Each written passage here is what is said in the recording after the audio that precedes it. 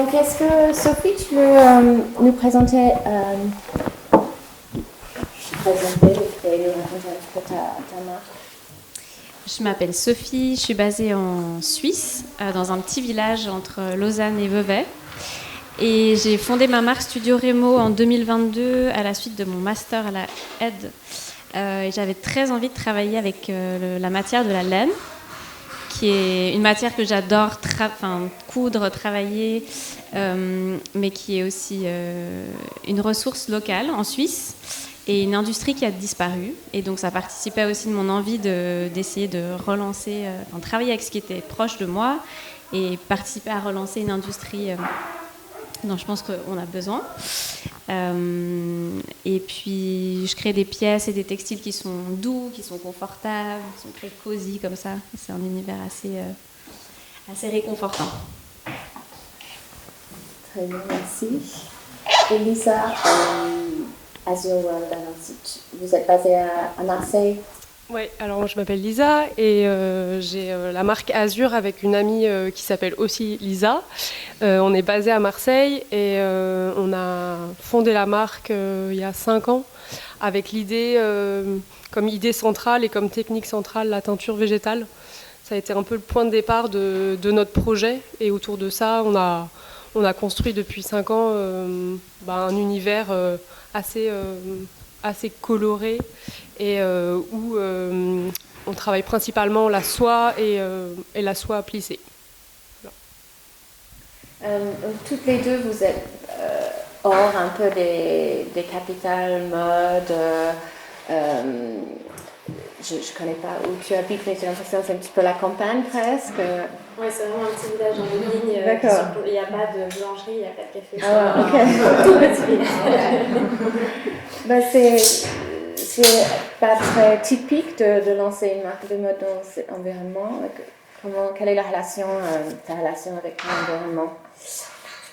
J'aime bien l'idée d'avoir une base, ça correspond à une personnalité, d'avoir une base en Suisse dans un endroit qui est très calme et puis pouvoir bouger du coup pour échanger, rencontrer des gens, faire voyager ses idées, connecter avec plein d'autres gens, mais avoir cette base un peu proche de la nature qui était hyper importante pour moi. Je me souviens être arrivée à un moment de ma vie, après avoir d'autres expériences à New York, avoir vécu un bon moment à New York, de me dire qu'est-ce que j'ai envie, qu'est-ce qui compte pour moi tout d'un coup autour des 30 ans, est-ce que j'ai envie de vivre, dans quel cadre de vie, est-ce que j'ai envie d'avoir une famille, et toutes ces questions, elles étaient autant importantes pour moi à ce moment-là que mon travail, et j'ai eu aussi envie d'essayer de combiner tout ça à ma façon, je crois. Okay. Et puis forcément, je suis proche de la nature et ça participe à mon envie de connecter la mode et la nature aussi par le biais de cette industrie de la laine, qui est une industrie aussi très fortement liée à l'agriculture. Et il y a une proximité physique avec, le fait qu'il y a des moutons, ça joue dans ta pratique. Oui, que les moutons sont tout proches. C'est l'idée de travailler avec ce qui est proche de soi, ce qui est là, qui est en abondance, mais qui est la laine, c'est un déchet. C'est pas qu'en Suisse, je crois c'est le cas, dans plein de pays, c'est aussi le cas. C'est un déchet puisque les éleveurs doivent payer pour la tonte et en gros payer pour se débarrasser de cette laine, mais ils ne savent pas trop quoi faire. C'est du coup des animaux pour la viande, ce qu'ils ont élevé pour la viande. Ouais. Okay. Et puis pas du tout pour leur toison, donc aussi la sélection des races, elle se fait plutôt pour la viande et pas pour le textile.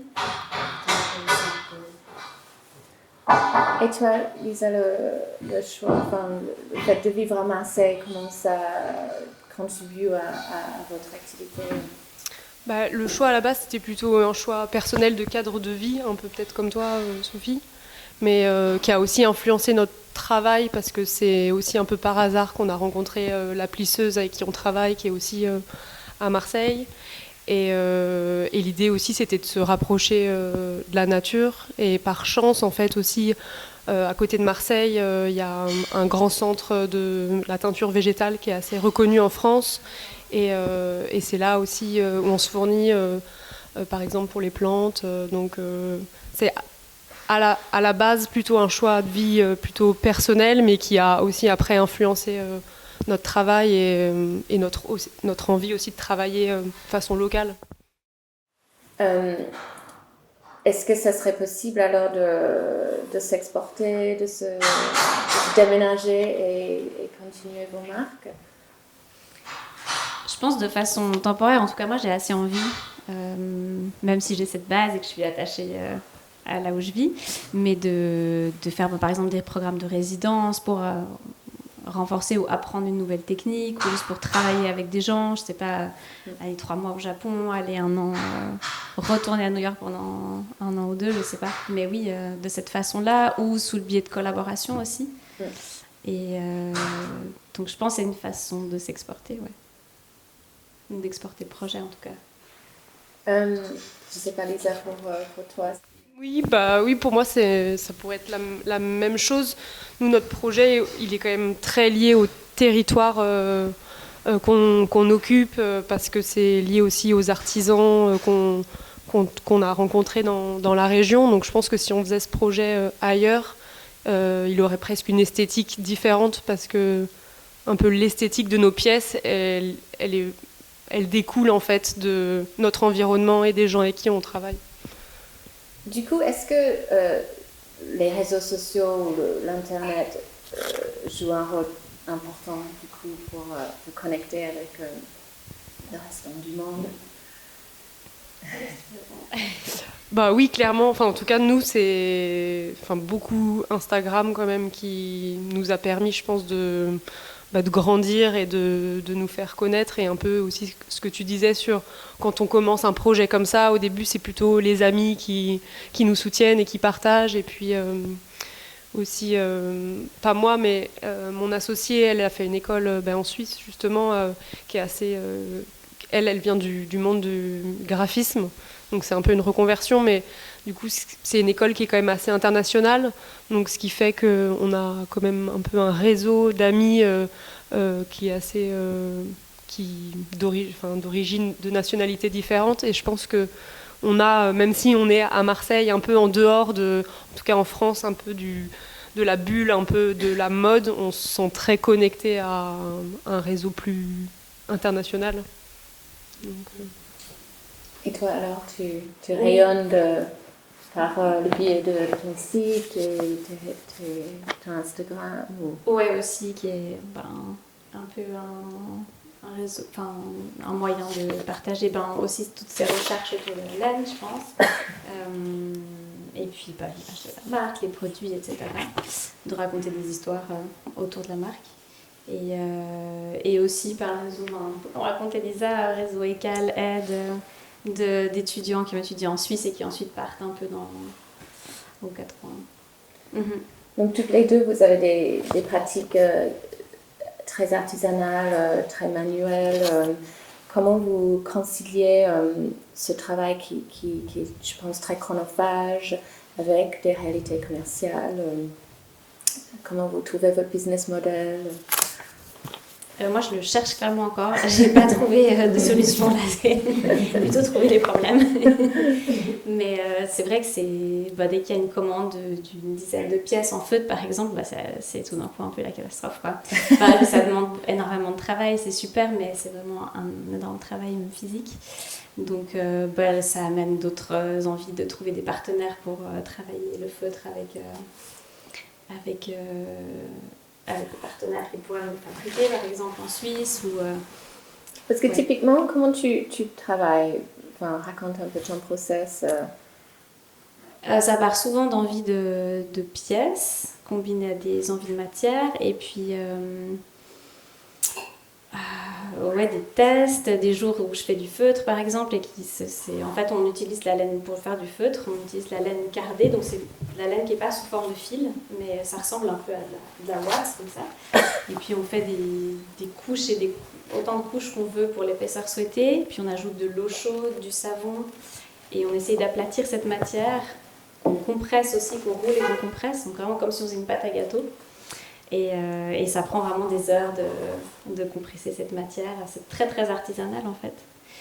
Et voilà, donc il y a des jours de feutre, il y a beaucoup de jours d'admin aussi. des jours de, comme voilà, un peu des jeux de marque émergente, mais de démarchage de boutique, donc un peu de vente, un peu de marketing, un peu de compta, un peu voilà. Mais typiquement, le processus de design il part souvent d'envie de pièces en particulier, et puis plus que de collection et de matière. Je me demande si ça serait, parce que donc les pièces de Sophie sont à côté, enfin je me demande si c'est intéressant de montrer quelque chose ou... Oui, il faut montrer une pièce en feutre. Ouais. Et Elisa, alors chez vous, c'est donc peinture au cœur de votre process. Comment vous travaillez typiquement? Au quotidien ou Quel est au cœur de ta main, les pièces, le process de design? Nous, on essaye de rouvrir un peu le vestiaire à plus de pièces et à des pièces qui ne sont pas aussi en soie plissée, mais c'est quand même depuis 3 ans, c'est devenu un peu notre marque de fabrique, la soie plissée. Donc aujourd'hui, c'est ce qu'on vend le plus à la fois sur notre site et on a aussi des revendeurs. Donc il y a quand même une grosse partie de l'année, à différents moments où on va être en production justement pour ces revendeurs qui vont acheter nos pièces. Et donc à ce moment-là, on se transforme un peu aussi en artisane de notre projet. Alors on ne travaille pas sur toutes les étapes, nous on fait vraiment la partie teinture, mais qui est assez longue parce qu'en teinture naturelle, il y a pas mal d'étapes de préparation de la fibre, de la teinture, le lavage, etc. Donc c'est un process qui est assez long et quand on teint, c'est vraiment comme une grosse casserole qu'on doit remuer pendant 1 heure. Donc c'est pas des colorants naturels qu'on met dans une machine à laver et ça fait tout seul. C'est vraiment même assez physique. Notre plus grosse marmite, c'est 200 litres. Donc c'est quand même des grosses marmites.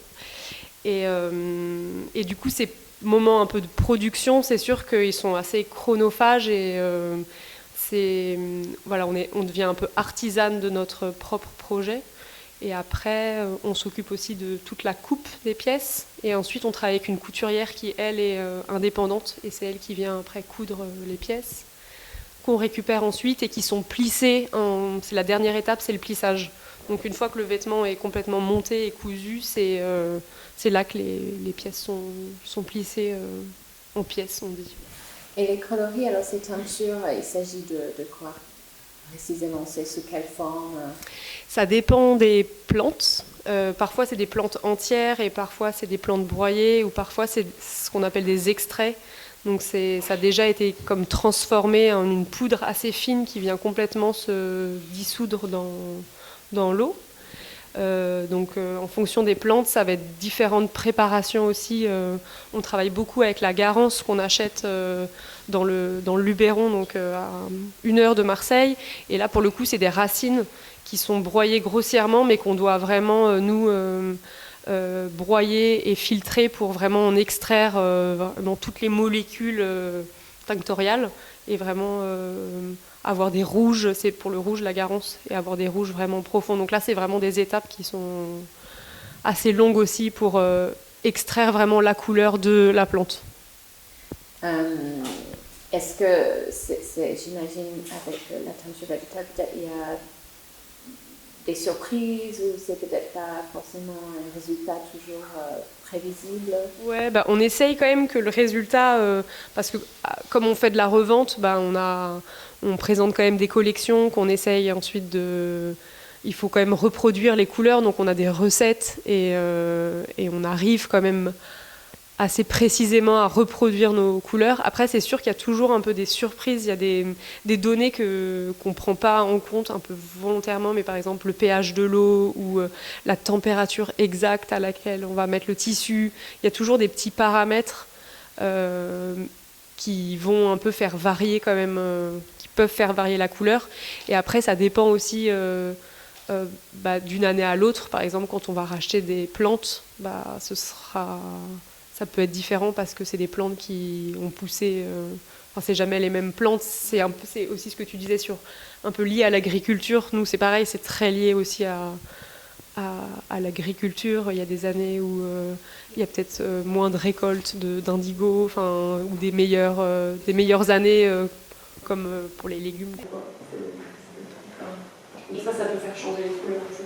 Combien de temps et de tests vous avez dû faire pour atteindre les couleurs que vous vouliez avoir pour vos collections? On a fait plutôt des tests, on va dire, comme des stages où on a créé des nuanciers.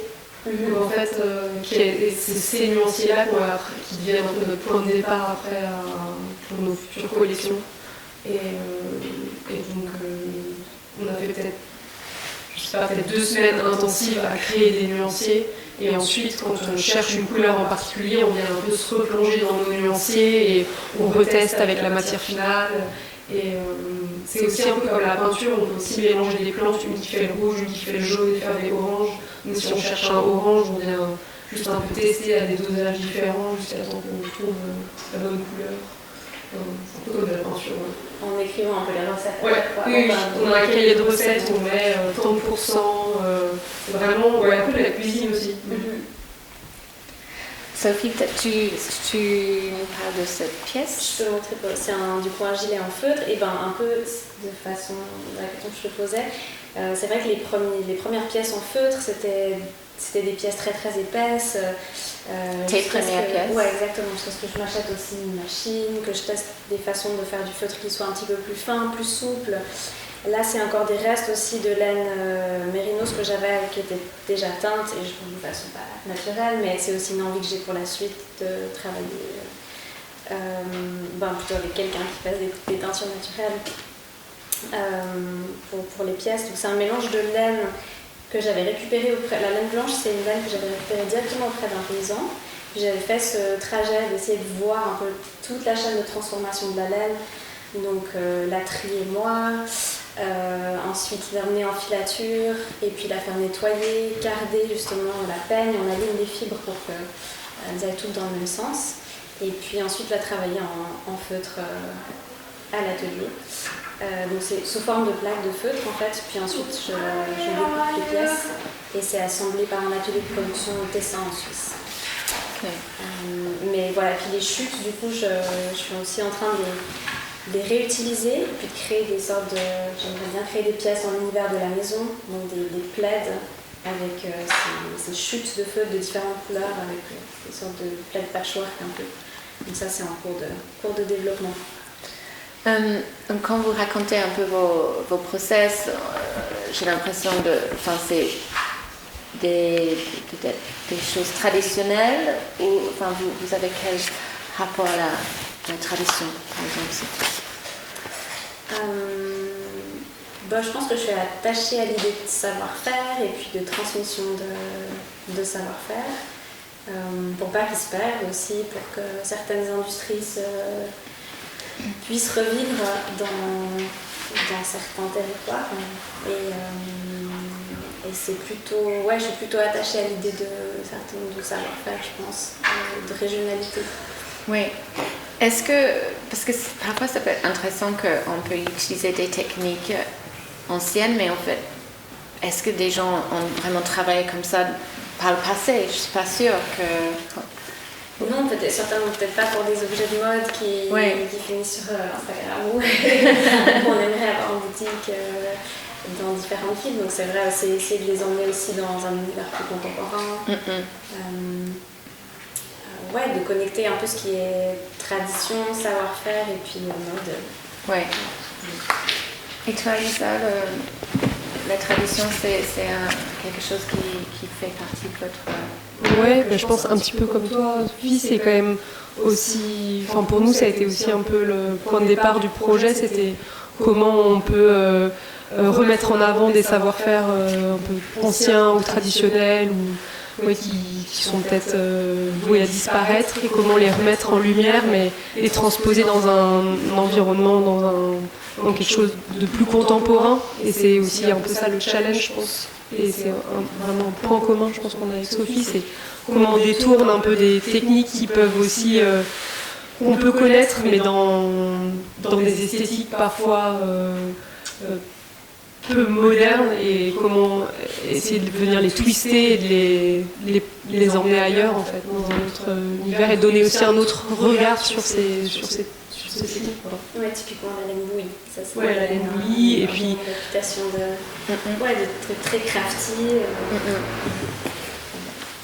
Et pareil pour la teinture, enfin, nous on nous dit souvent quand on vient à l'atelier et qu'on a un peu toutes nos couleurs, souvent les gens sont quand même étonnés, peut-être un peu moins maintenant parce que j'ai l'impression que c'est aussi c'est quand même revenu ces dernières années la teinture naturelle, mais c'est quand même un savoir-faire, une image un peu on a l'impression qu'on va faire que des tons de beige et de vert et de gris, alors qu'on peut faire vraiment des couleurs assez vives et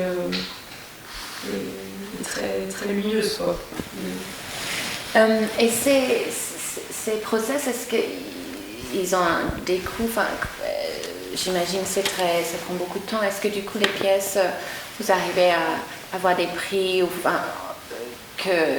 qui sont cohérents avec le marché? Est-ce que votre clientèle, quel est le... Voilà, je peux imaginer que ça donne des prix élevés, tout ce travail. Oui, très élevé. Les coûts de production sont très élevés. Après, mes heures de feutre, c'est clair que je ne vais pas les compter pour le prix, mais c'est vrai que c'est plus des pièces, du coup, images, en tout cas dans mon cas. Vu que c'est des prix très très élevés, c'est dur de trouver... elles se vendent pas facilement. Oui. Et votre public, vous communiquer comment, qu'est-ce qui...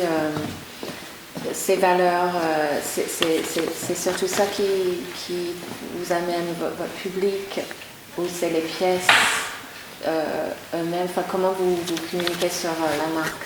Vous mettez plutôt en avant ces valeurs-là? C'est un peu oui, ma question. C'est vraiment les deux en même temps, ouais. Justement ça va de pair l'un de l'autre, et puis ça fait partie de sensibiliser justement les consommateurs à des techniques qui prennent du temps, des objets qui sont faits de façon aussi plus lente, en plus petite quantité, de façon locale aussi, et qui participent à une vision durable, c'est sûr. Ouais. Nous, on sent quand même les gens qui achètent nos pièces sont quand même sensibles à la démarche, et c'est aussi un peu les techniques, et c'est des choses qu'on essaie de faire de plus en plus. C'est aussi montrer, en fait, à la fois avoir une image quand même assez lisse et professionnelle pour être vendu et dans une certaine catégorie de prix, parce que c'est des pièces qui sont élevées, mais on a le sentiment qu'aussi montrer tout le process derrière, c'est quelque chose qui plaît en tout cas nous à notre clientèle, et qui rajoute aussi un plus à nos pièces. Et on sent que les gens qui viennent s'acheter une pièce, c'est aussi pour tout ce savoir-faire qu'il y a derrière. À la fois, c'est les deux qui jouent, c'est quand même l'esthétique, mais aussi les personnes, elles ont l'impression de contribuer, de nous aider à avoir un peu à amener la mode un peu dans un autre rapport plus durable, écologique, et de nous soutenir aussi dans la démarche. Et comment, pour vous, qu'est-ce qui doit changer pour que l'industrie de la mode devienne plus durable? C'est une grosse question, mais je crois pas mal à cette idée de territorialité, d'industrie locale, justement, de relancer certains savoir-faire, certaines industries qui se sont perdues de façon plus localisée. Et est-ce que ça c'est facilement intégré dans le système tel qu'il est aujourd'hui? Je pense qu'il y a des initiatives petit à petit qui se mettent en place, puis surtout aussi l'idée de collaboration, de créer des ponts entre jeunes créateurs dans des régions différentes, et puis de s'entraider, de s'inspirer de solutions, de choses qui se font similaires, qui se font ailleurs. d'aller voir ce qui se fait ailleurs et ce qui pourrait être inspirant. Oui, moi j'ai l'impression que ça commence à être intégré, mais c'est quand même, je trouve, un milieu qui est difficile parce qu'il y a une concurrence qui est quand même très forte avec la fast fashion, etc. Donc c'est dur de se placer, donc à la fois de se démarquer peut-être esthétiquement, mais après on se démarque par la démarche. Mais c'est sûr que si on regarde que l'esthétique, on ne peut pas être vraiment en concurrence avec des produits qui sont moins chers, etc. Et j'ai l'impression que petit à petit, en tout cas nous on voit dans nos clients, petit à petit on sent qu'il y a quand même cette sensibilité, le souhait de vouloir acheter des choses plus durables, plus responsables, mais que c'est quand même pas... Je trouve que c'est quand même un milieu qui est pas facile, et peut-être dans d'autres milieux du design ou de la création.